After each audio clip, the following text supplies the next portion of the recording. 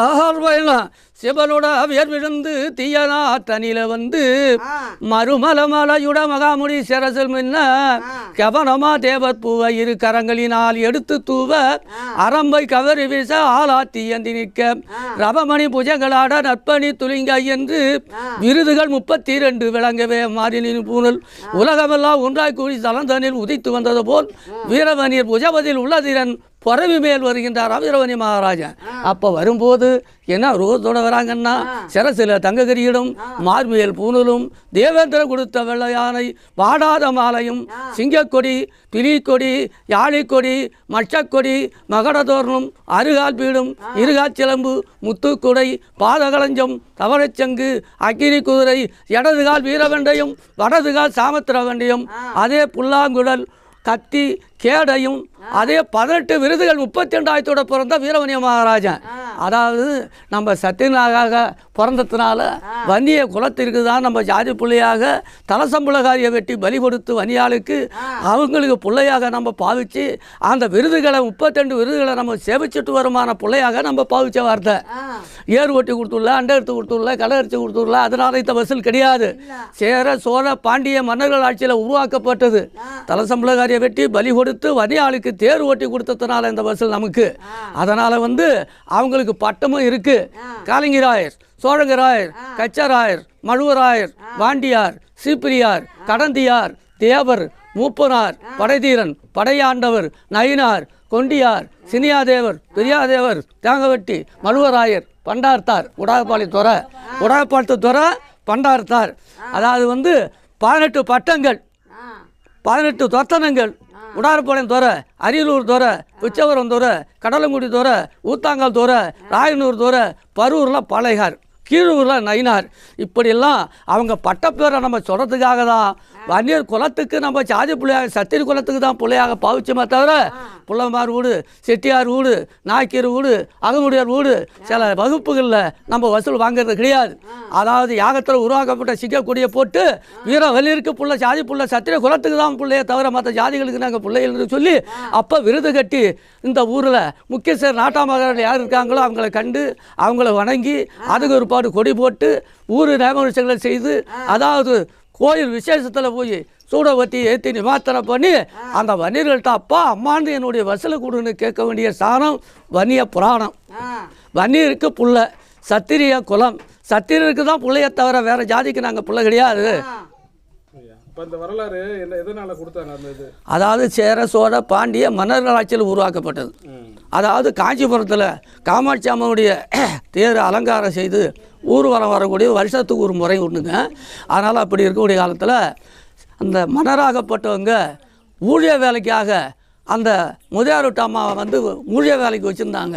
அப்படி வச்சுருக்கும் போதுங்க அந்த பெண்ணை சேர்த்தார் அது மன்னன். அதில் சேர்ந்து அதில் பிறந்த புள்ள தான் ஜாதி புள்ளைங்கிறவங்க மறுபட்டமாக வாங்கினது அது. அப்படிங்கும்போது அதாவது வருஷத்துக்கு ஒரு முறை தேர் வரும்போது அலங்காரம் செய்யக்கூடிய காலங்களில் பட்டுநூலுக்காரன் என்ன செஞ்சுட்டான், அந்த தேரை மந்திரத்தினால நிறுத்திவிட்டான். அதனால் அப்போ ஒரு நாட்டை என்பது பிரிக்கும் போது அப்பா எனக்கு ஒரு நாட்டை கொடுன்னு அந்த மன்னருடைய மோக கேட்டார். அப்படி கேட்கும்போது நீ சேர்ந்த ஒத்து புள்ளப்பா உனக்கு நாடு கிடையாதுன்னுட்டாங்க. அதனால் கோவிச்சுக்கிட்டு அவர் எங்கே போனார், மலையாளம் போயிட்டார், கொச்சி மலையாளம் கொடுகு மலையாளம் போனதுனால அந்த ஓமராஜாவிட்ட மந்திரியாக அவர் இருந்து என்னப்பா உனக்கு தொழில் தெரியுங்கும்போது மந்திரம் தான் எனக்கு தெரியும், வேறு எதுவும் தெரியாதுன்னு சொல்லி அதே வார்த்தையில் அதை காட்டுறதுடைய மிருகங்களை கொண்டாந்து அழகு காமிப்பார். ஒரு நாளைக்கு ஒரு மிருகத்தை. அதே மாதிரி அவருக்கு கல்யாணமும் செய்து வச்சு அந்த அம்மாவும் கர்ப்பமாகவும் 7 மாத கர்ப்பஸ்ரீயாகவும் இருக்குது.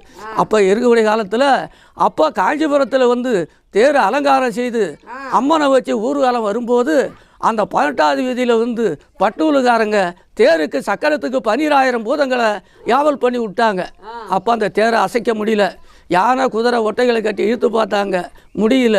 அதனால் 10 வயசு குழந்தை மேலே சாமி உன்னுடைய பிள்ளையாக கோச்சிட்டு போன வார்த்தை நாடு கொடுக்கலன்னு கோச்சிட்டு போன புள்ள, அந்த பிள்ளையை நீங்கள் கொண்டு வந்தீங்கன்னா இந்த தேரை ஓட்ட முடியாது தெரியும்ட்டாங்க. அப்போ இவங்களை எல்லாருமே குதிரை யானை ஒட்டைகளை தேடி போனாங்க. அந்த ஊமராஜாவை பார்த்தாங்க, தன்னுடைய பிள்ளைய பார்த்தாங்க. அப்பா இந்த மாதிரி கதைன்னு சொன்னாங்க. அப்படிங்கும்போது நான் வரேன்ப்பா, அந்த தேரை ஓட்டித்தரேன்னு சொல்லி ஊமராஜாட்டுக்கு உத்தரவு வாங்கிக்கிட்டு அப்போ கிளம்பி வராங்க. அப்போ இவங்க என்ன கேட்டாங்க, அப்பா அங்கே வா, உனக்கு குதிரை வேணுமா, யானை வேணுமா, ஒட்டை வேணுமான்னு கேட்டாங்க. எனக்கு எதுவுமே வேணாம்ப்பா, நீங்கள் முன்ன போயிட்டே இருங்க, நான் பின்னால் வரேன் அப்படின்னு சொல்லிவிட்டு அவங்க முன்ன அனுப்பிவிட்டு இவங்க புருஷ முட்டாட 2 பேரும், அந்த அம்மா பேர் ஆவலை சித்தம்மா, அவங்க காட்டில் வரும்போது எது கொண்டு ஒரு பிலி வந்தது. அந்த பிலியை மந்திரத்தடை கட்டி அந்த பிலி மேலே இவங்க 2 பேரும் உட்காந்துக்கிட்டு இங்கேருந்து போனாங்க காஞ்சிபுரம். காஞ்சிபுரம் போனால் அப்போ கல்யாணம் தெரியாத நாள். அப்போ பிலியை கண்டதும் பயந்துக்கிடுது. நாங்கள் யாரும் பயப்படாதீங்க, அஞ்சாதீங்க, அது ஒன்றும் செய்யாது அப்படின்னு சொல்லி அதுக்கு பிற்பாடு அதாவது அம்மனுடைய குளத்தில் போய் சாணபானங்களை செய்து அம்மனுடைய தேருக்கு முன்னால் தலசம்புள்ள கருவால் உருவாக்கப்பட்ட மைய அஞ்சன மைய போட்டு பார்க்கக்கூடிய காலத்தில் ஒரு சக்கரத்துக்கு 10,000 பூதங்கள் காத்து உட்காந்துருக்கு.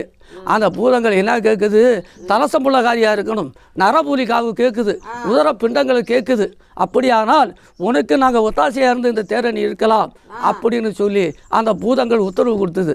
அப்பா அங்கே வாங்க, இந்த மாதிரி சொல்லுது, இதுக்கு என்னப்பா செய்கிறீங்கன்னு கேட்கும்போது, அப்பா அங்கே வா, ஆடு மாடாக இருந்தால் வெட்டி பலி கொடுத்துடலாம், இது யார் மனைவியை மனம் துணிஞ்சு கொடுப்பாங்க, கர்ப்பஸ்திரிய 7 மாதத்து கர்ப்பஸ்திரிய வேணாம், இந்த திருசாவே நடக்கா போனாலும் பரவாயில்லை அப்படின்னு சொல்லி பிரிந்தாங்க. நாங்கள் அப்போ இவன் பார்த்தான், நம்ம கற்றுக்கிட்ட மந்திரத்துக்கு மந்திர சொல்லுகள் இல்லாத போயிடும், அதை நீடிக்க வைக்கணும், எப்படியா அந்த தேரை ஓட்டி கொடுக்கணும்னு சொல்லி தன்னுடைய மனைவியை கூட்டான், ஆவலை சித்தம்மாவை கூட்டான். அம்மாங்கவா, நீ இந்த அம்மனுக்கு பலி ஆகணும், இந்த தேரை நான் ஓட்டி கொடுக்கணும், என்ன சொல்கிறேன்னு கேட்டான்.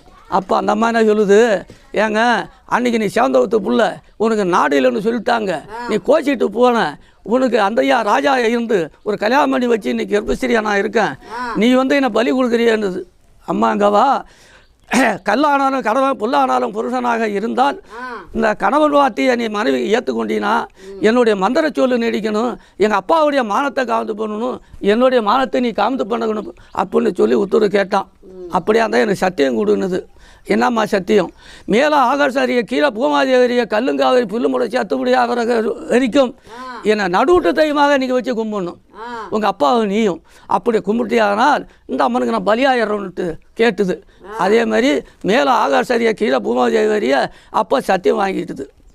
அப்போ நடுவுட்டு தெய்வமாக அந்த அம்மாவை வச்சு கும்பிடணும் அப்படின்னு வாங்கின பிறகு அப்போ அந்த அம்மாவுக்கு அம்மனுடைய குளத்தில் சாணபானம் செய்ய சொல்லி மஞ்சள் புடவை கொடுத்து கட்ட சொல்லி அக்கினிகரத்தை சிரசில் வச்சு 18 வீதி மூலதாளத்தோட கொண்டு வந்து அம்மனுடைய தேருக்கு முன்னால் நிறுத்தி அதை வாழாயத்தினால் வெட்டி பிண்ட பிரசாதங்களை எடுத்து உதரவாசோறு கிடாவினான். அப்படி கிடாவும்போது பூதங்கள் எல்லாம் வாங்கி சாப்பிட்டுது. சாப்பிட்டா இருப்பாரு, பூதங்கள்கிட்ட உத்தரவு வாங்கி, அப்பா எனக்கு ஒரு துணையாக இருக்கணும் அப்படின்னா, நீ போ தேரை இரு, நாங்கள் ஒத்தாசை பண்ணுறோன்ட்டுது.